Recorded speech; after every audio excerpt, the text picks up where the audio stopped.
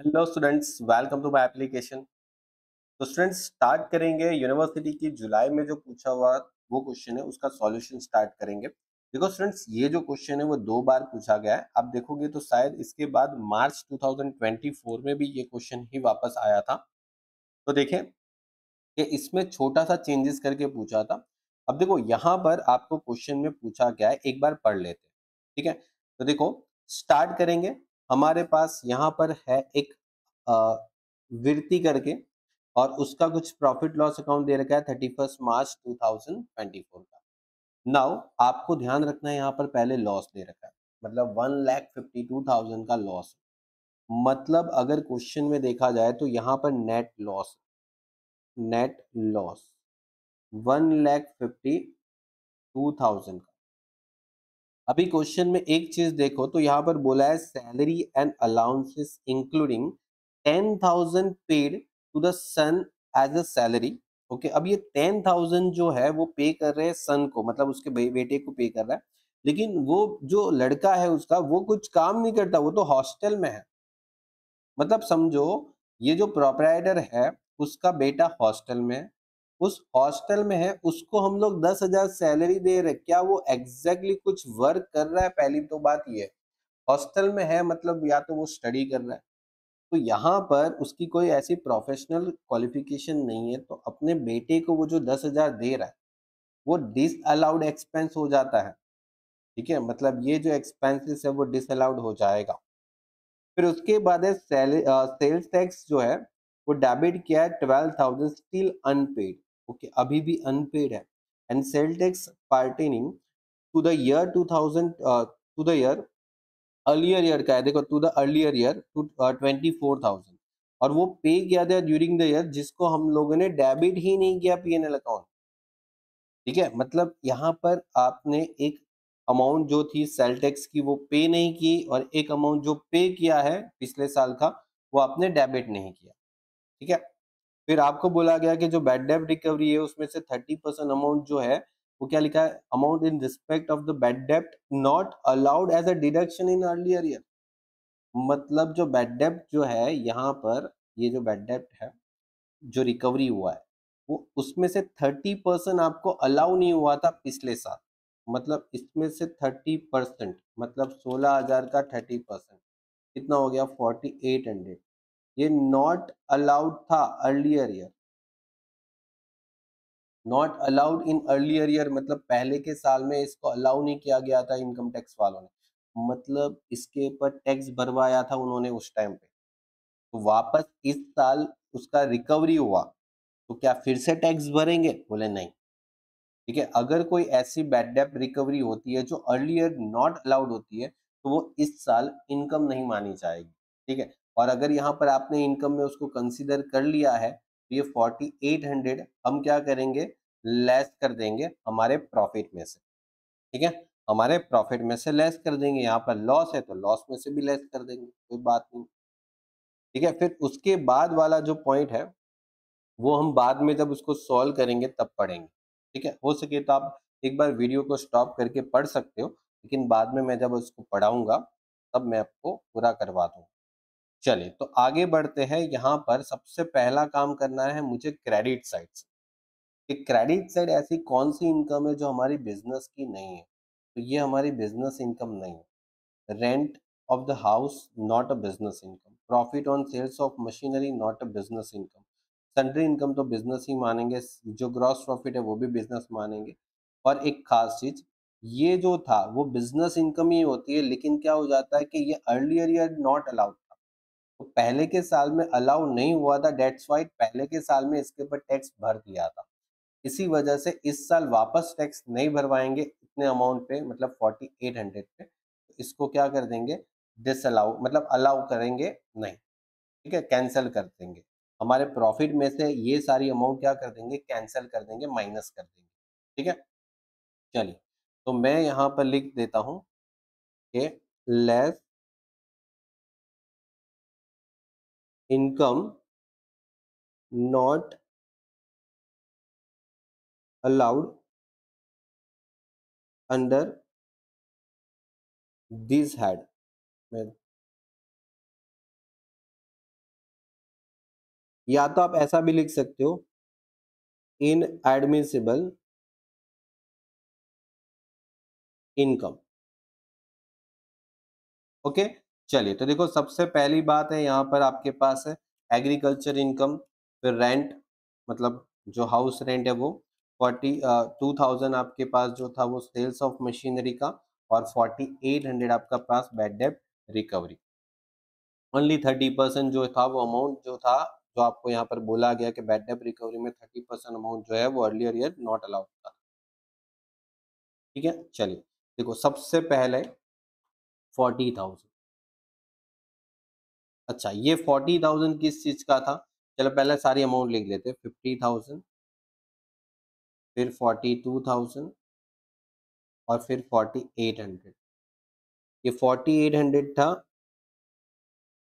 Bad debt recovery, जिसमें earlier not allowed आपको लिखना है। ठीक है, चलिए उसके बाद था आपके पास 40,000, तो 40,000 था आपके पास एग्रीकल्चर इनकम, हाउस रेंट और सेल्स ऑफ मशीनरी। यहाँ पर ये अमाउंट था सेल्स ऑफ मशीनरी का, और ये था एग्रीकल्चर इनकम,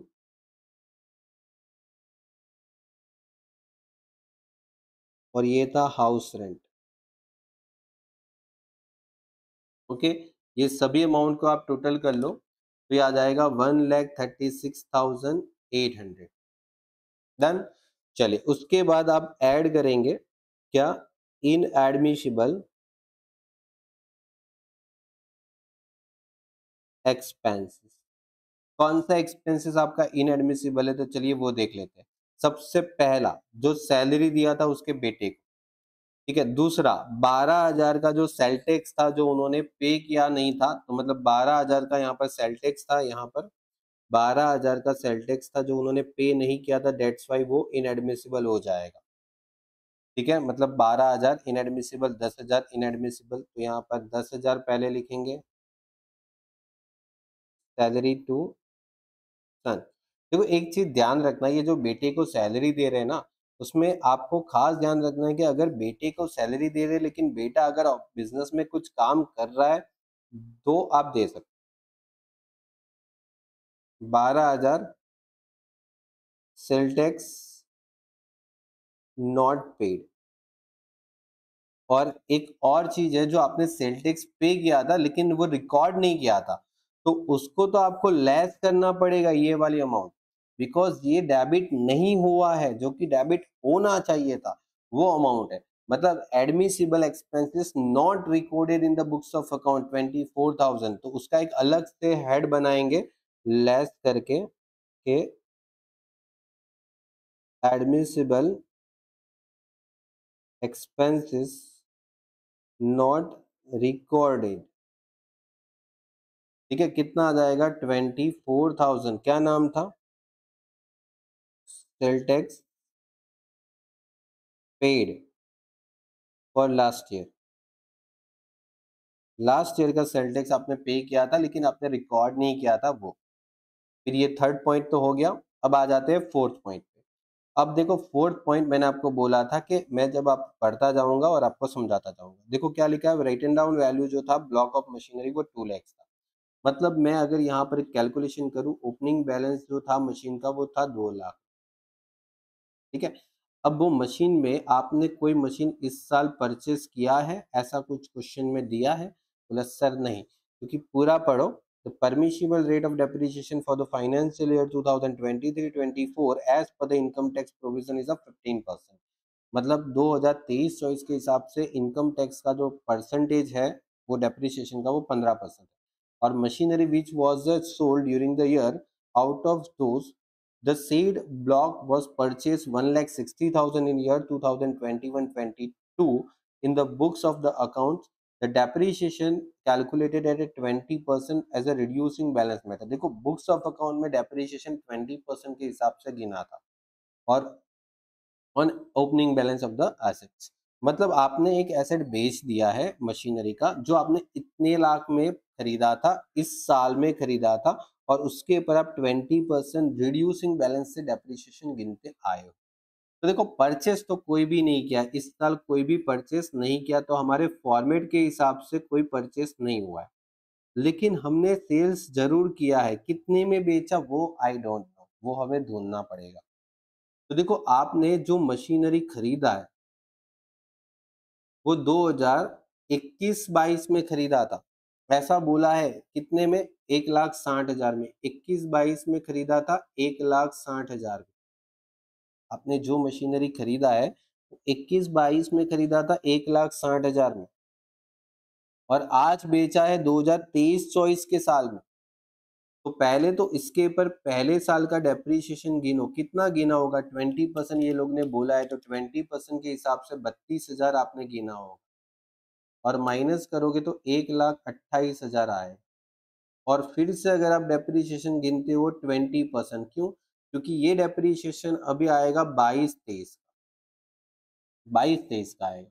तो 22-23 का डेप्रीशिएशन और गिनोगे 1,28,000 पे 20%, तो वो आ जाएगा 25,600, और ये माइनस होके आपका आंसर आने वाला है 1,24,000। ओके, और ये आपका बैलेंस आ गया 2023-24 का बैलेंस आ गया, और 2023-24 में तो इसको बेच दिया था। लेकिन ध्यान रखना ये जो 2023-24 का जो आया ना वो बुक वैल्यू आया। बुक वैल्यू मतलब समझते हो, जो उसकी बुक्स में जो वैल्यू थी वो, और उन्होंने जो बेचा था उसके पर प्रॉफिट कितना किया था, 42,000।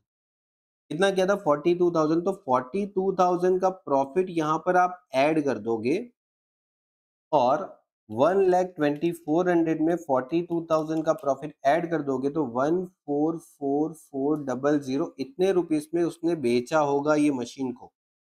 क्योंकि मशीन जब आप बेचते हो अकाउंट्स के नियम के हिसाब से, तो आपकी जो बुक वैल्यू थी उसमें आप प्रॉफिट ऐड करके बेच रहे हो। अगर प्रॉफिट हुआ है तो इसलिए प्रॉफिट ऐड किया होगा, लॉस हुआ होगा तो माइनस करेंगे। ठीक है, तो कितने में बेचा, तो बोले सर 144400 में हमने बेचा होगा। एग्जैक्टली देखो आ तो वही रहा है, 1,60,000 में 20% माइनस किया, फिर 20% माइनस किया, फिर आपने जो प्रॉफिट हुआ था वो ऐड कर दिया, और इतने में आपने बेचा था। तो हमको क्या चाहिए, जितने में बेचा है वो हम लोग माइनस कर देते हैं इनकम टैक्स के हिसाब से, तो हमारे पास 55,600 का क्या बचेगा, बैलेंस बचेगा। और फिर ये बैलेंस पे आप डेप्रीशिएशन काउंट करोगे तो कितना परसेंट इनकम टैक्स में बोला है सर 15% बोला है, तो 15% डेप्रीशिएशन काउंट करो इनकम टैक्स के हिसाब से, तो 8340 आपका डेप्रीशिएशन आता है, और आपका बैलेंस बचेगा 47,260।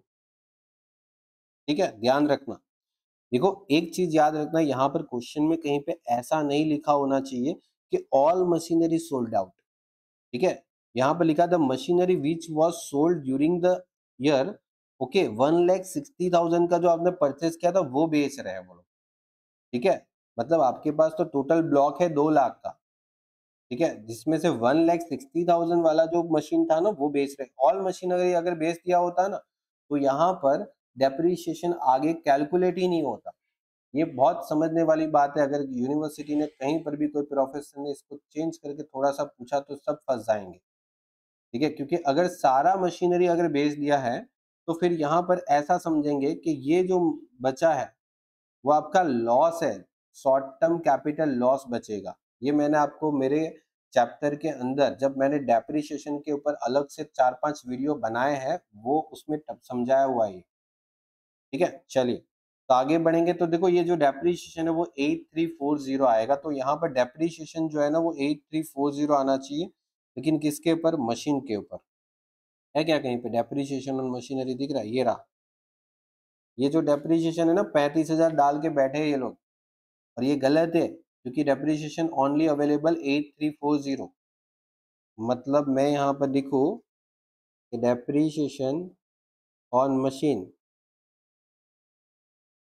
35,000 माइनस 8340, 35,000 माइनस 8340 कितना आ रहा है, तो ये जो डेप्रिसिएशन है वो आपका इनएडमिसिबल हो जाएगा। ठीक है, चलिए समझ में तो आ गया होगा। देखो इस टाइप के क्वेश्चन डायरेक्टली अगर आप कर रहे हो ना तो वो नहीं चलेगा, आपको पहले हर एक चैप्टर के बेसिक करने ही पड़ते हैं। सीधा आप फाइनल कंक्लूजन पे नहीं पहुंच सकते।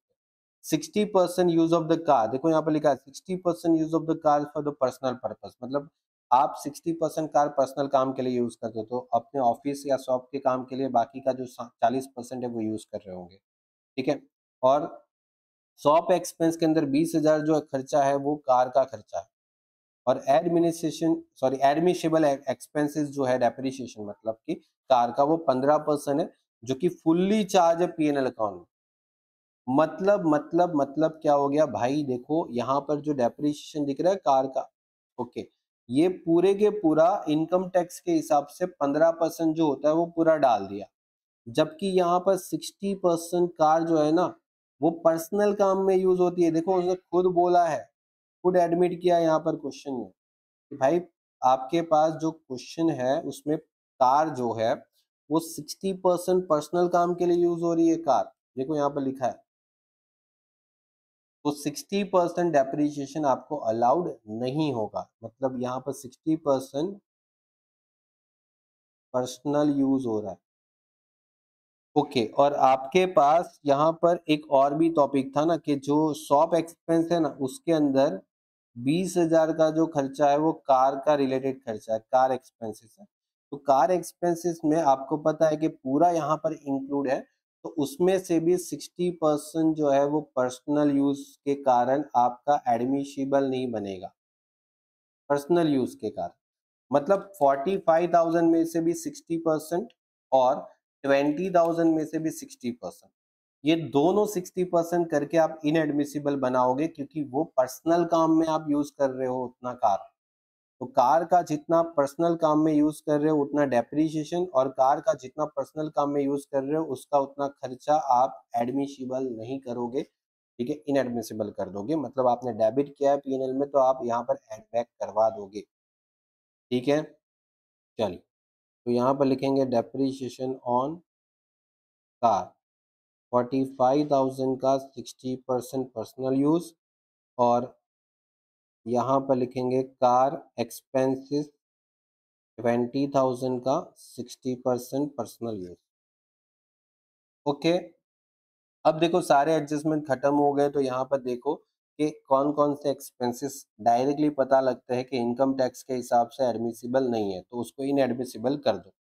चलिए, तो लोकल टैक्सेस जो है वो रेंटेड हाउस का है, तो जो घर आपने भाड़े पे दिया था उसका इनकम आप कैंसल कर चुके, तो उसका एक्सपेंस भी आप क्या करोगे, कैंसल ही करोगे, मतलब इनएडमिसिबल ही करोगे।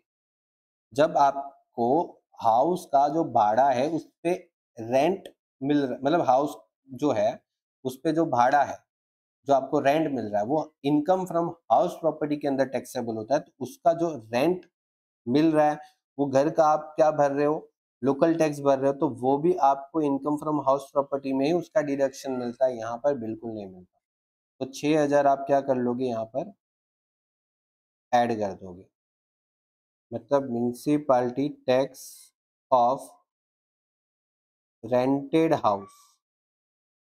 आप जो घर भाड़े पे दे रहे हो उसका म्युनिसिपैलिटी टैक्स आप बिजनेस में नहीं दिखा सकते। पोस्टेज टेलीग्राम चलेगा, बिल्डिंग रिपेयरिंग चलेगा, सेल टैक्स जो भी लफड़ा था सॉल्व कर लिया, बैड डेब्ट चलेगा, बैड डेब्ट रिजर्व नहीं चलता। 16,000 बैड डेब्ट रिजर्व, बैड डेब्ट रिजर्व। चलिए शॉर्ट में लिख देता हूँ, आप एग्जाम में पूरा लिखिए। फिर डेप्रिसिएशन का लफड़ा खत्म, एडवर्टाइजमेंट का कुछ ऐसा इशू है नहीं, ठीक है। डेप्रिसिएशन ऑन कार हो गया, शॉप एक्सपेंसेस कंप्लीट कर दिया, provision for tax, daughter marriage expenses और हाउस होल्ड एक्सपेंस, ये तीनों खर्चा गलत डाल के रखा। मतलब इनकम टैक्स का प्रोविजन आप डेबिट नहीं कर सकते, किया है तो आप इनएडमिसिबल कर लो।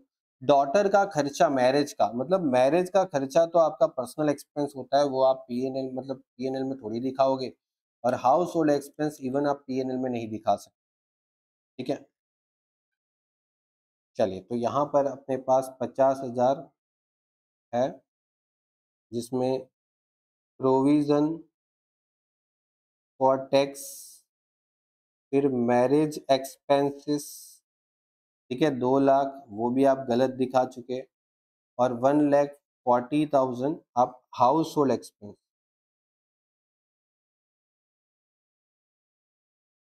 चलिए, तो ये आपका हो गया और ये बस एक ही आया जो आपने एक्सपेंसेस लिखाया नहीं था, तो ये आप लेस करोगे और यहाँ पर 10,000, 12,000, 26,660, 27,000, 12,000, 6,000, 16,000, 50,000, 2,00,000 और 1,40,000, 499,660। ओके, और ये यहाँ से आप क्या कर दोगे, लेस कर दोगे। 1,52,000 में से 136,800 माइनस करोगे। एक सेकेंड ध्यान रखना, ये भी लॉस है तो ये भी ऑलरेडी माइनस में ही है, ये मत गलती करना। ऑलरेडी माइनस में तो उसको माइनस में लो, उसमें से माइनस 136,800 करो और प्लस क्या करोगे, ये 499,6600 और ये आ जाएगा 24,000 माइनस। मतलब यहाँ पर आपका नेट अमाउंट आ रहा है कुछ 186,860, ये आपका बिजनेस इनकम आ रहा है।